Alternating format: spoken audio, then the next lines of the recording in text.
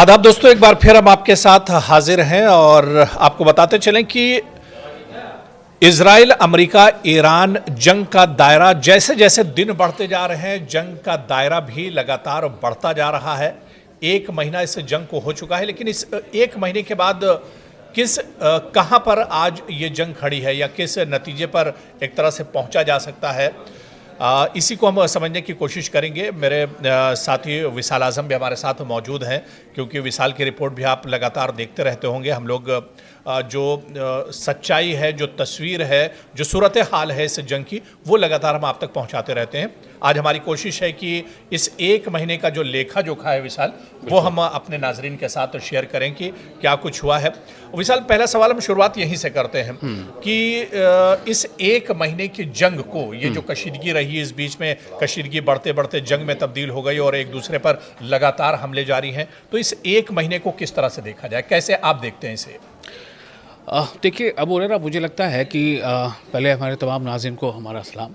और देखिए, इस एक महीने के जंग के बाद क्या हुआ है, आप याद करें बिल्कुल जो पहला रिएक्शन था डोनाल्ड ट्रंप का, जी, जब 28 फरवरी को हमले हुए थे और उस हमले के बाद जो फर्स्ट उन्होंने ब्रीफिंग दी थी, उस पर उन्होंने यही कहा था कि हमने ईरान को ज़बरदस्त नुकसान पहुंचाया है और बस ज़्यादा नहीं, ये एक हफ्ते के अंदर अंदर की बात है, ईरान का जो है वो कमल समझिए कि खात्मा हो जाएगा, ईरान जो है तबाह बर्बाद हो जाएगा। और उसके बाद ठीक उसके दूसरे तीसरे दिन जो है जब उनका बयान आता है तो ये कहते हैं कि हमने ईरान की नेवी को तबाह कर दिया, हमने ईरान की एयरफोर्स को ख़त्म कर दिया, हमने ईरान की टॉप लीडरशिप को ख़त्म कर दिया। चूँकि इसमें दो राय नहीं है कि पहली ही जो स्ट्राइक हुई थी 28 अप्रैल की, उस पहली स्ट्राइक में बिल्कुल अलग सुबह स्ट्राइक हुई थी, उसमें 28 फरवरी को, हाँ, तो उसमें ईरान के जो रहबर आला थे आयतुल्लाह ख़ामनेई और टॉप जो लीडर्स थे, साथ ही साथ जो मिलिट्री लीडर्स थे, उनका इसमें खात्मा हुआ था, इसमें दो राय नहीं है। लेकिन उसके बाद ऐसा लगा भी था, दुनिया को शायद ऐसा लगा था कि बिल्कुल ईरान जो है कोलैप्स कर जाएगा, क्योंकि अब जाहिर सी बात है कि जब कंट्री का कोई हेड है वही जो है पहले ही हमले में वो शहीद हो गया हो। लेकिन आप देखिए कि आप खुद ही, दुनिया जब ये कहती है या रिपोर्ट्स जब ये कहते हैं कि एक महीने तक जंग खिंच गई, तो जब अगर डोनाल्ड ट्रंप या किसी एक ऐसे सुपर पावर समझे जाने वाले मुल्क का कोई अगर सदर ये कहता है कि 24 घंटे काफ़ी हैं, एक हफ्ते काफ़ी हैं, और जब वो खिंच के एक महीने, बल्कि अभी एक महीने से ज़्यादा हो गया, तो ये अपने आप में कहानी बताने के लिए काफ़ी है कि जंग की पोजीशन क्या है और किसका पलड़ा भारी है। बिल्कुल, यानी एक महीना इस जंग को हो चुका है और तस्वीर अब पूरी दुनिया के सामने है कि इस जंग में क्या कुछ हो रहा है। क्योंकि विशाल, ये किसी से ढका छुपा नहीं कि ईरान के अंदर जिस तरह से इजराइल और अमेरिका की तरफ से एयर स्ट्राइक हो रहे हैं, बम गिराए जा रहे हैं, बड़े पैमाने पर जानी और माली नुकसान, सिर्फ तेहरान नहीं बल्कि पूरे ईरान की अगर हम बात करें, चाहे यूनिवर्सिटी हो, अस्पताल हो, कॉलेज हो, हर जगह पर हमले किए जा रहे हैं, चाहे मजहबी मकामात हों, हर जगह पर हमले किए जा रहे हैं। बड़े पैमाने पर अब तक ईरान के अंदर एक तरह से तबाही हुई है। लेकिन आप देखिए कि दूसरी तरफ सिक्के का जो दूसरा पहलू है, यानी इजराइल और अमेरिका की हम बात करें, दो बड़ी ताकतें हैं एक साथ ईरान के खिलाफ महाजारा है। और ऐसे में आप देखिए कि इनका अगर नुकसान इस जंग में होता है, अमेरिका को नुकसान पूरे मिडिल ईस्ट में जितने एयरबेस थे तकरीबन सभी को नुकसान ईरान ने पहुंचाया है, या फिर इजराइल के अंदर अलग अलग शहर, आप तलाबीब से लेकर शुमाली यरूशलेम तक बात कर लीजिए, हैफा शहर की बात कर लीजिए, या छोटे छोटे जो बहुत अहम शहर हैं जो इसकी रिफाइनरी हैं या जो इनके हथियारों के गोदाम हैं, वहाँ पर ईरान के जो हमले हुए हैं, तो इन हमलों को किस तरह से देखा जाए? यानी ईरान का तो नुकसान हुआ ही हुआ है, तो दुनिया के सामने है, लेकिन इजराइल और अमेरिका का जो इस जंग में नुकसान हुआ है उसे किस तरह से देखा जाए? यानी क्या ईरान को बहुत हल्के में इजराइल और अमेरिका ले रहे थे, या फिर ईरान एक छुपी हुई ताकत थी जो अचानक निकल कर आई है, या फिर ईरान की इतनी मजबूती, जो आप अभी कह रहे थे ना कि एक महीना जंग को मुकम्मल हो चुका है, कहीं ना कहीं पूरी दुनिया को ईरान ने चौंका दिया है, तो इस एक महीने में जो नुकसान, जो बर्बादी इजराइल और अमेरिका का इसमें हुआ है, समाजी तौर पर, अस्करी तौर पर, या इसके अलावा माली तौर पर, या जानी जो नुकसान हुआ है, उसे किस तरह देखा जाए? देखिए, इसको समझने के लिए हम यही पहले बता रहे हैं कि अगर जंग एक हफ्ते में जो ख़त्म होनी थी जैसा दावा था, वो एक महीने तक चल चुकी। अब एक महीने तक का मैं आपको बता दूं पहले कि एक महीने के बाद, यानी 28 फरवरी से लेकर अब जब ये मार्च का बिल्कुल आखिरी दिन है, आज भी ईरान ने हमला किया है। और ये हमला किया है ईरान ने अब अमेरिका की एक यूनिवर्सिटी पे जो इराक में है। ये पहली बार है जब ईरान ने बराह रास्त किसी तालीमी इदारे को नुकसान पहुंचाया है अपने हमले से। मतलब इंटेंशनली नुकसान पहुंचाया। उसकी वजह क्या है? उसकी वजह यह है कि इससे पहले अमेरिका और इसराइल के हमले में जो लगातार ईरान पर हमले हो रहे हैं, जैसा आपने कहा अभी कुछ देर पहले, तो तेहरान यूनिवर्सिटी है, तेहरान यूनिवर्सिटी में और साथ ही एक और यूनिवर्सिटी, इसका नाम है इमाम हुसैन यूनिवर्सिटी। तो इन दो यूनिवर्सिटी खास तौर से, इनके अलावा भी कई तालीमी इदारे पर हमले हुए हैं। और पहला ही जो हमला हुआ था जिसमें 200 तालिबान, बिल्कुल। तो एक तो ये यूनिवर्सिटीज़ हो गए, और जो मिनाब शहर में जो हमला हुआ जिसका आप जिक्र कर रहे हैं, मिनाब शहर में पहले ही हमले में उसमें से 170 के करीब छोटी छोटी बच्चियां मारी गई थी। तो उसको लेकर के तो देखिए एक वर्ल्ड में काफ़ी एक ये मैसेज गया, पहले इसलिए मैसेज गया, बहुत नेगेटिव इमेज बनी अमेरिका की, कि चूंकि अमेरिका का ये हमला था, लेकिन डोनाल्ड ट्रंप शुरू में वो डिनाई कर रहे थे। और डोनाल्ड ट्रंप ने पहले ये कहा था कि ये ईरान ने ही अपना जो मिस फायर किया है, और जो मिनाब में जो हमला हुआ इसमें 170-80 बच्चियां मारी गई। लेकिन जब बाद में उसके शवाहिद आ गए, वीडियो रिकॉर्ड आ गया कि टॉम हॉक मिसाइल गिरा था उस पर, और सिर्फ न कि मिसाइल गिरा था बल्कि जब मिसाइल गिरा और हमला हुआ, तबाही मची, और जब लोग रेस्क्यू ऑपरेशन में पहुंचे तो ठीक 40 मिनट के बाद दूसरा भी मिसाइल हमला हो गया। मतलब ये इंटेंशनली था कि एक हमला करना है पहले, और फिर जो रेस्क्यू टीम पहुंचेगी उसको भी मारना है। बिल्कुल जानबूझकर। हाँ, तो अब जब इसके शवाहिद आ गए, अब तो 2 अफसरों के फोटोग्राफ भी काफी वायरल हो रहे हैं, जिन 2 अफसरों ने इसको लेकर के ऑर्डर दिया था। ये दोनों अमेरिकी अफसर हैं। तो इसको लेकर के क्या है कि देखिए पूरी आजकल क्या है, शॉर्ट मैसेजेस, और जल्द से जल्द दुनिया में एक हिस्से से दूसरे हिस्से तक पैगाम पहुंच जाते हैं, अगर लोग पहुंचाना चाहें। उस पर कई जगहों पर रुकावटें भी हैं। तो अब रही बात नुकसान की, देखिए नुकसान बहुत हुआ है ईरान का भी, लेकिन इस जंग के 2 पहलू हैं अबू हुरैरा। ये जंग भले ही अमेरिका और इसराइल यूनाइटेडली मिलकर लड़ रहे हैं, लेकिन अमेरिका का हदफ कुछ और है और इसराइल का हदफ कुछ और है। आप देखिए इसराइल के हदफ जो है उसके मुताबिक इसराइल कभी ये नहीं चाहता कि जंग जो है थम जाए, क्योंकि ये वॉर जितनी लंबी चलेगी उसमें इसराइल खासतौर से 2 मकासद इसराइल के हल हो रहे हैं। पहला ये कि जो वहाँ की अभी नेतन्याहू की जो हुकूमत है, बेंजामिन नेतन्याहू पर करप्शन के बहुत सारे चार्जेस हैं, और उनको लगता है कि जंग में अगर हम मुलविस रहे, जंग चलती रही, तो हम इन तमाम चार्जेस से बचे रहेंगे, बरी रहेंगे। दूसरा, इसराइल का अपना एक मंसूबा है ग्रेटर इसराइल को लेकर के, ये भी बातें सामने आती रही है, कई काबीनी वजीर ये कहते रहे हैं। तो आप देखिए कि जंग इधर चल रही है, इधर बात हो रही है कि अमेरिका जो है जंग बंदी करे और ईरान जंग बंदी करे, और उधर इसराइल लगातार बहुत शदीद हमले लेबनान पे कर रहा है। खुद हमारे रिपोर्टर भी वहाँ पहुंचे तो रिपोर्ट भेज रहे हैं। तो इसका मतलब यही है कि लेबनान पर हमले जारी हैं। देखिए मैं आपको एक आंकड़े बताता हूँ, उससे आपको अंदाज़ा होगा कि जो, हालांकि ये आंकड़े भी बहुत ज़्यादा तस्दीक शुदा नहीं है, लेकिन एक आलमी इदारा है जिसके हवाले से मैं आपको आंकड़े दे रहा हूँ।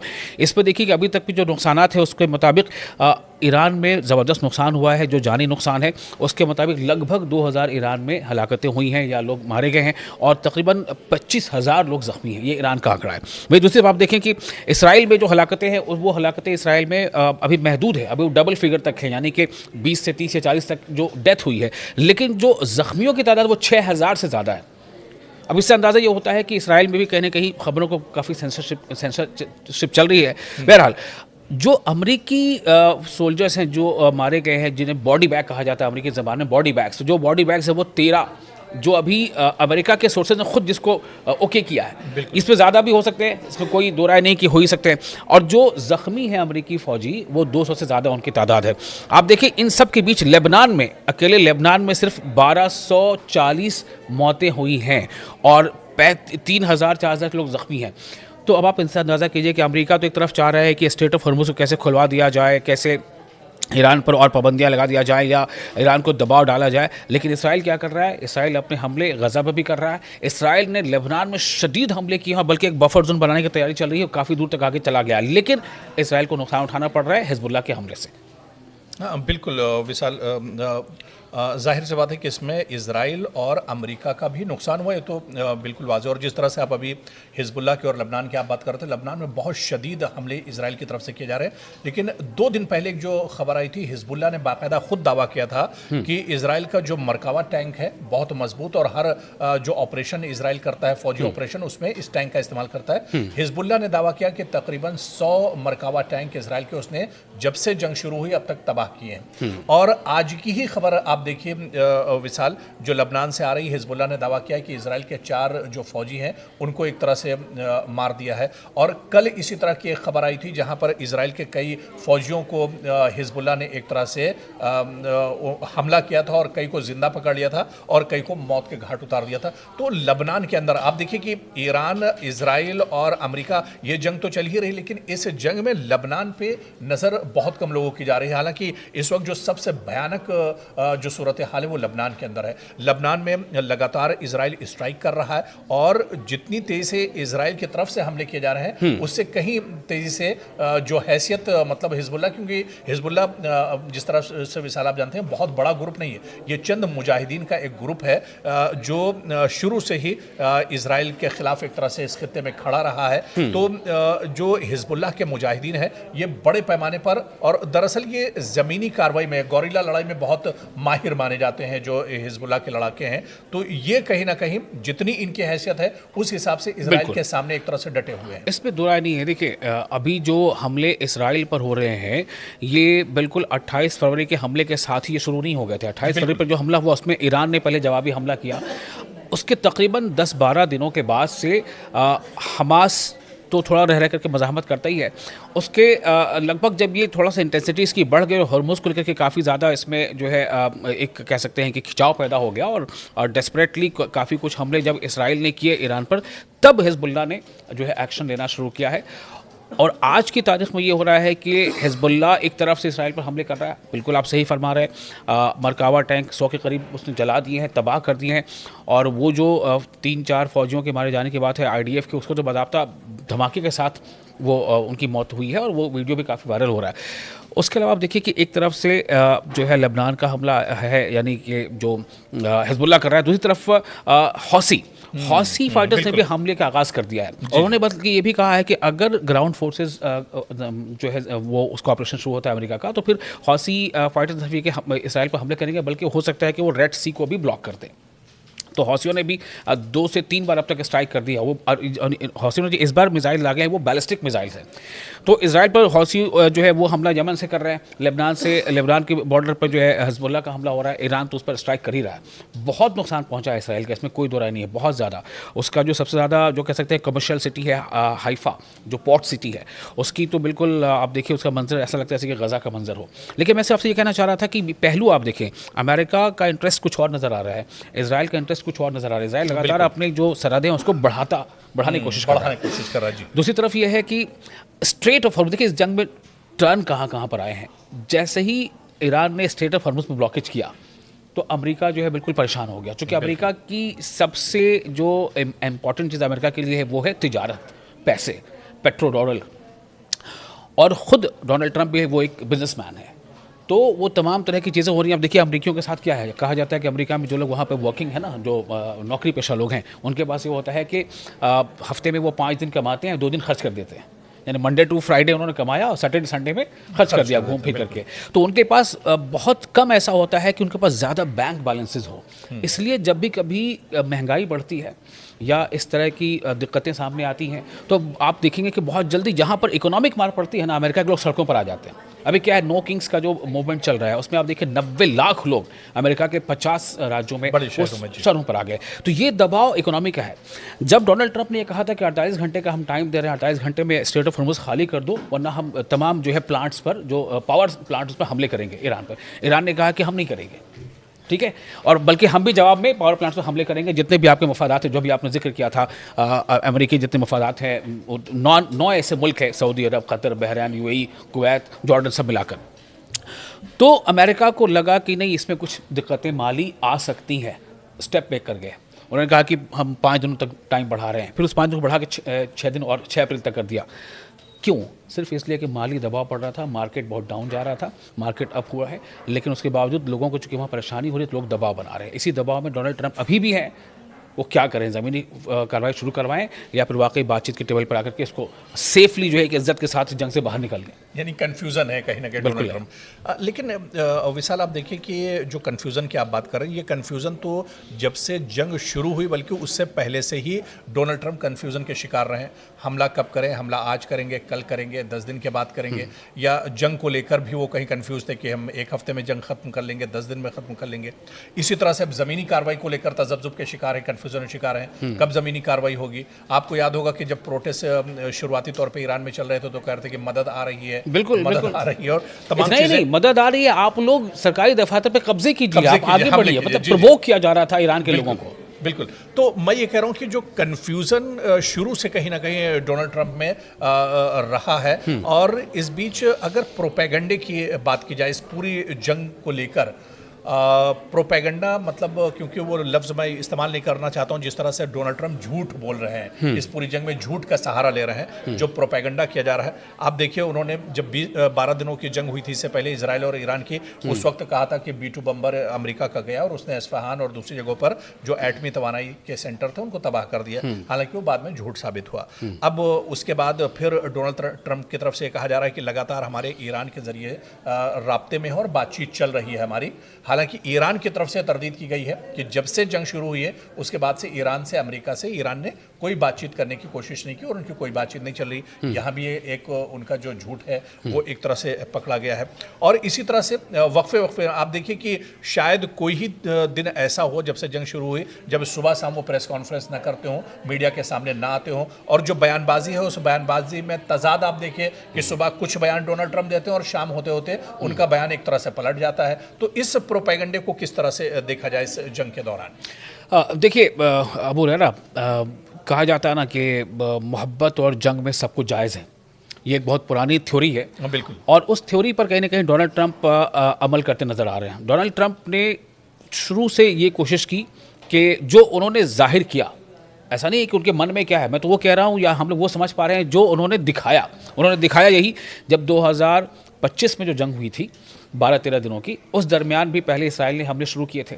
इसराइल ने जब हमले शुरू किए थे तो फिर अमेरिका बीच में सालसी के तौर पे आया कि भाई बातचीत करेंगे, बातचीत करके रुकवा लेंगे। अमेरिका के साथ बातचीत की शुरुआत होती है, बातचीत चल रही है और 12वें दिन B-2 बम्बर से उन्होंने हमला कर दिया। तो एक तो यहाँ पर यह दिखा कि आपने बातचीत में एंगेज किया और फिर हमले कर दिए। दूसरी बार फिर इस बार जब अभी जो 28 फरवरी को जो हमला हुआ, इस हमले से ठीक पहले बातचीत के कई दौर हो चुके थे। बातचीत का पहला दौर ओमान में शुरू हुआ था, बातचीत का फिर दूसरा दौर जेनेवा में शुरू हुआ था। जेनेवा में बातचीत चल रही थी, उससे ठीक एक दिन पहले जो जेनेवा के बातचीत की दूसरी सिटिंग से एक दिन पहले 28 तारीख को आपने हमला कर दिया। तो ये बेसिकली डोनाल्ड ट्रंप की ये कोशिश उनको लग रहा है कि मतलब हम लोगों को मतलब एम्बिग्विटी से कहते हैं, एम्बिग्विटी यानी कोई चीज़ वाज़ेह ना हो कि आप ये करेंगे कि ये करेंगे। ये इसको आप एक हिकमत अमली के तौर पर भी देख सकते हैं कि जो हमारा दुश्मन है वो कन्फ्यूज़ रहे। कन्फ्यूजन डोनाल्ड ट्रंप में है, ये शायद मैं नहीं कहना चाहता, वो चाहते थे कि दुश्मन कन्फ्यूज़ रहे, दुश्मन को ये इत्मीनान हो जाए कि भाई हम तो बातचीत करेंगे, हम कोई हमला नहीं करने वाले, और अचानक हम हमला कर देंगे ताकि उसका नुकसान ज़्यादा से ज़्यादा हो। ये हो सकता है कि एक स्ट्रैटेजी का पार्ट हो और इसी पर वो अभी भी अमल कर रहे हैं। आप देखिए अभी जो खबरें बार बार ये आ रही हैं कि अगर अभी इफ़ एंड बट लगा हुआ, अगर अमेरिका जो है ग्राउंड कार्रवाई शुरू करती है, ग्राउंड इन्वेजन शुरू करती है, यानी कि ग्राउंड अभी तक तो ये हो रहा है कि वो उसके फाइटर जेट्स आ रहे हैं, बम गिरा रहे हैं, चले जा रहे हैं। अमेरिका भी ऐसा कर रहा है, इजराइल भी ऐसा कर रहा है। और ईरान के पास बेशक इसमें थोड़ी सी ईरान का ये फ्रंट थोड़ा कमज़ोर है कि ईरान का जो अपना एयर डिफेंस तो स्ट्रांग है, लेकिन एयर का जो ऑफेंस है यानी अटैकिंग पावर जो एयर की है एयरफोर्स की, वो थोड़ी कमज़ोर है ईरान की, इससे इनकार नहीं कर सकते। और ऐसा भी मुमकिन नहीं है कि अमेरिका में जाके हमला करिए, हमला अमेरिकी इंटरेस्ट्स पर ही कर सकते हैं, अमेरिकी बेसिस पर ही कर सकते हैं जो कि आसपास के कंट्रीज़ में है। तो इस तरह से ये चीज़ें चल रही हैं। और मुझे लगता है कि जो ताज़ा हमले हुए हैं, यूनिवर्सिटी पर पहले हमला किया था, तो उसके जवाब में अरागची ने पहले कहा था कि यूनिवर्सिटी पर अगर हमला हुआ है या तो अमेरिका इसराइल को कंडेम करे, नहीं तो फिर हम भी यूनिवर्सिटी पर हमला करेंगे। और ये ताज़ा हमने देख लिया है कि जैसा उन्होंने कहा था ठीक उसके मुताबिक अभी यूनिवर्सिटी पर अटैक किया है, अमेरिकी यूनिवर्सिटी पे इराक में, यानी कि जंग अभी चल रही है। और एक सिर्फ आपको बता दूं कि एक दिन पहले मसूद पेज़ेश्कियान ने जो एक इजलास किया है अपने काबिनी वज़रा के साथ, उसमें इस बात को वाज़ेह तौर पर ईरान के सदर ने कहा है कि जंग का ख़ात्मा होगा तो हमारी शर्तों पर होगा, जो हमारी तरजीहात हैं उससे हम जो है कोई कॉम्प्रोमाइज़ नहीं करेंगे। नहीं, बिल्कुल विशाल। और ये बात इससे पहले भी कई बार एक तरह से ईरान की तरफ से कही गई, ईरान की लीडरशिप की तरफ से कही गई कि जंग शुरू तो इजराइल और अमेरिका ने की है, लेकिन जंग का जो खात्मा है वो हमारी तरफ से होगा। यानी अब जब ईरान चाहेगा तभी एक तरह से ये जंग रुकेगी। खैर, अब 1 महीना इस जंग का विशाल हो चुका है। ये जंग अब कहाँ तक कितनी तवील चलेगी, कितनी लंबी खींचेगी? आपको याद होगा कि ईरान की तरफ से एक बयान ये आया था कि 10 साल लंबी भी अगर तवील ये जंग चलती है तो उसके लिए भी हम तैयार हैं, हम जंग लड़ते रहेंगे। तो ईरान को ये जज्बा, ये जोश, ये ताकत कहाँ से मिल रही है ये तो हमें आइडिया नहीं, लेकिन ये जंग अब कितनी और तवील चलेगी, या अमेरिका और इजराइल का अगला हदफ या उसका अगला कदम क्या होता है, ये देखना भी बहुत अहम होगा। क्योंकि पल पल आप देखिए कि सूरत हाल इस जंग की विशाल बहुत तेजी से बदल रही है। बस आखिर में इतना ये कहना चाहूँगा कि देखिए जंग जो है किसी भी मसले का हल कभी नहीं होता। बिल्कुल। और बेशक ईरान की शर्तों पर वो इसलिए चाहता है, अडिग है कि मेरी शर्तों पर जंग खात्मा होगा, इसलिए कि देखिए बार बार उसे धोखा हुआ। 2 एग्जाम्पल हम डिस्कस कर चुके, 2025 के और इस साल भी 28 फरवरी के ठीक पहले बातचीत हुई थी, जंग हो गया। तो ईरान चाहता है कि इस बात को एकदम कंफर्म किया जाए वर्ल्ड कम्युनिटी के सामने, कोई गारंटर हो कि अब ईरान पर हमले नहीं होंगे। पहला तो ये, दूसरा यह कि स्टेट ऑफ हॉर्मुज़ लेकर उसकी कुछ अपनी डिमांड है और कुछ और चीज़ें हैं हम लोग बात करेंगे। और साथ ही साथ ये कि ईरान को अब काफ़ी तरफ से सपोर्ट मिलने लगा है, चाहे वो इराक का सपोर्ट हो, चाहे वो चेचनिया का सपोर्ट। अभी ताज़ा आपको बता रहे हैं चेचनिया ने सपोर्ट की बात की, यहाँ तक कहा है कि हम ज़मीनी कार्रवाई अगर अमेरिका करता है तो हम ईरान में जा करके ईरानी फोर्सेज के साथ शाना बशाना हम लड़ेंगे भी। तो देखते हैं ये चीज़ें कहाँ तक आगे बढ़ती है। तो बिल्कुल अब आने वाले दिनों में इस जंग की सूरत हाल क्या कुछ होती है, जंग कितनी तवील की जाएगी, इस पर भी हमारी नज़र लगातार पहुंचती रहेगी और आप तक इसी तरह से जो मुसद्दक़ और सही खबरें इस जंग को लेकर हैं वो हम आज तक पहुंचाते रहेंगे। बहुत बहुत शुक्रिया हमारे तमाम नाज़रीन का हमारे साथ जुड़ने के लिए। आदाब।